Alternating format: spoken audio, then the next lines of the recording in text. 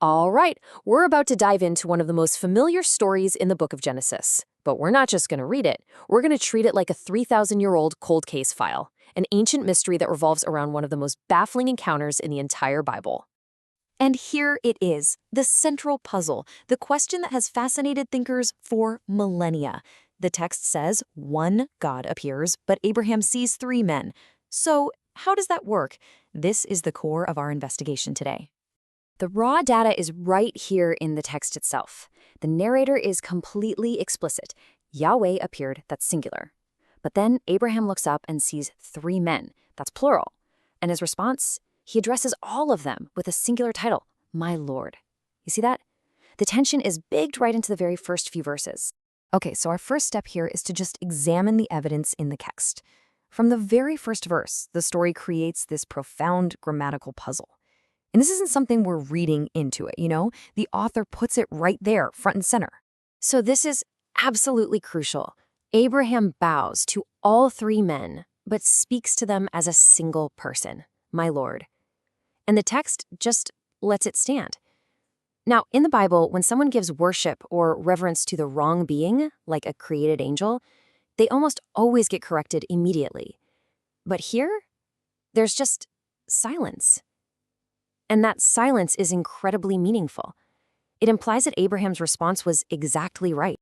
Now let's put the language itself under a microscope.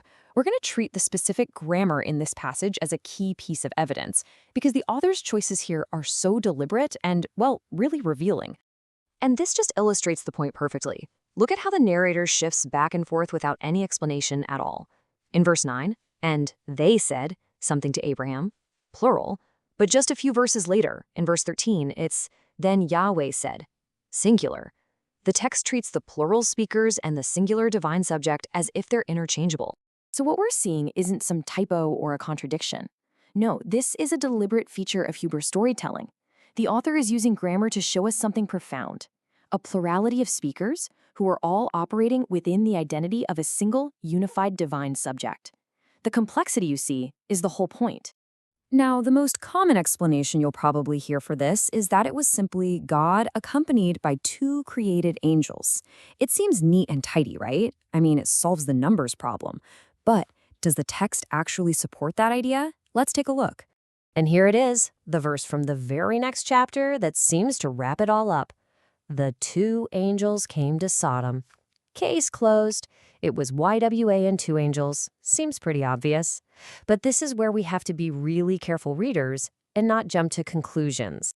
Because the moment we look at the original Hebrew, the picture totally changes. The word is malach, which simply means messenger. It describes a role, a job, a function. It's not a species or a type of being. And this distinction is critical. It really unlocks the whole passage. And we see this all over the place in Scripture. The figure called the angel of Yahweh or messenger of Yahweh often speaks as God in the first person, receives worship, and is sometimes even identified directly as Yahweh. So calling these two figures messengers in chapter 19 doesn't downgrade their identity from chapter 18. It just means they have a task to do. Yahweh can absolutely act as his own messenger. This brings us to a much deeper question. Was this whole encounter just a visual aid? Some kind of divine theater for Abraham's benefit? Or was it a genuine revelation of God's actual nature? Well, let's see what the actions of these three figures tell us. Yeah, this was way more than just a vision or a mirage. These three figures act with the full weight of divine authority. They receive worship, they pass judgment on Sodom, and they make covenant promises that only God can make. These are not the actions of temporary manifestations or created beings. This is divinity in action. And this points to a crucial principle of the Bible. When God reveals himself, that revelation is understood to be true to his actual nature. It's not a costume or an illusion. How God shows himself is an authentic disclosure of who he really is. So this encounter, it tells us something true about God's very being. So after looking at all the evidence, what can we say for sure? The goal here isn't to just stamp this with a label from later theology. The real goal is to define what the text of Genesis itself establishes, and, just as importantly, what it rules out. This slide really sums it all up perfectly. The text absolutely rules out the idea of three separate gods. But it also rules out a God who is only a solitary singular being. What it establishes is this deep paradox, a single, unified divine identity, YHWH, who is revealed in an irreducible plurality. The text forces us to hold both of those truths at the same time. And this is really the most precise conclusion we can draw from this. This passage doesn't give us the final, fully developed doctrine. It was never meant to. What it does, though, is it sets the foundational boundaries. It builds the framework and tells us, hey, any correct understanding of God has to fit within these lines. So let's end with this. We've just seen how a story we thought we knew can contain such a profound mystery, hidden right in its grammar.